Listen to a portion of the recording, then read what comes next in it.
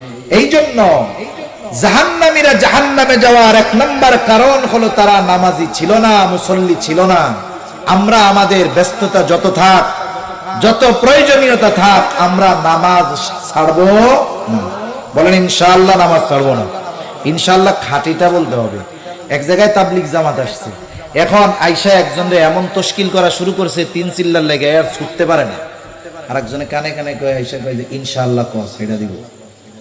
কথা বুঝেন নাই মনে হয়? ওরে তো তশকিল করতেছে যে তুমি 3 চিল্লায় চলো, ব্যাক চিল্লায় চলো। এখন লজ্জায় না কইতে পারে না, আবার হাও কইতে পারে না।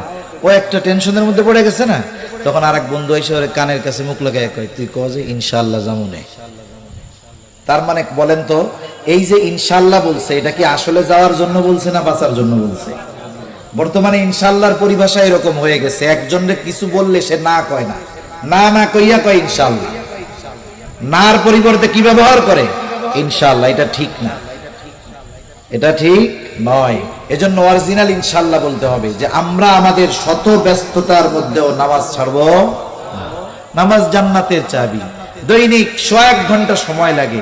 আমি আপনি যদি 100 ঘন্টা 1.5 ঘন্টা সময় আল্লাহর ঘরে না দেই, আল্লাহর কুদরতি কদমে সিজদা না দেই, তাহলে আল্লাহ তাআলা আমাদের অনন্তকালের জান্নাত দিবেন, এটা আশা করা ভুল। এজন্য 1 নম্বরে জাহান্নামীরা বলবে লাম নাকু মিনাল মুসাল্লিন, আমরা মুসল্লি ছিলাম না। জাহান্নামীরা বলবে আর আমাদের ওয়াদা হবে আমরা মুসল্লি হব। শত ব্যস্ততা আসুক, কষ্ট আসুক, আমরা নামাজ ছাড়বো না। জীবনের শত ব্যস্ততা যত কিছু থাক, নামাজ ছাড়া যাবে না। 2 নম্বর জাহান্নামীরা জাহান্নামে যাওয়ার দ্বিতীয় কারণ বলবে ওয়ালাম নাকু নুতাইমুল মিসকিন, আমরা মিসকিনদেরকে খানা খাওয়াইতাম না।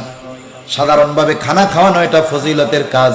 নবীজির কাছে একজন এসেছেন, এসে জিজ্ঞাসা করে আইয়ুল ইসলামি খাইর, ইসলামের মধ্যে সর্বোত্তম আমল কোনটা? নবীজি উম্মতের রুহানি ডাক্তার, রোগীর অবস্থা বুঝা প্রশ্নের জবাব দিতেন। দেখা যাইত একই প্রশ্ন ব্যক্তির পরিবর্তনের কারণে জবাবের ভিন্নতা থাকতো।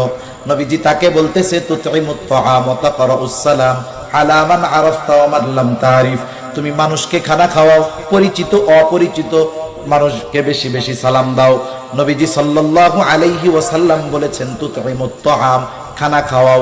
কোনো স্তর বিন্যাস করেন নাই, বলেন নাই গরিবরে খাওয়াও, ধনীরে খাওয়াবা না, অসহায়রে খাওয়াও, এইরকম নবীজি বলেন নাই। তার মানে বোঝা গেল কোন ব্যক্তি যদি আল্লাহর জন্য কাউকে খানা খাওয়ায়, এই খানা খাওয়ানো এটা উত্তম একটা আমল। যার প্রয়োজন হলে সওয়াব, আর যার প্রয়োজন আছে তাকে যদি খাওয়ায়, বলেন তো সওয়াব বেশি না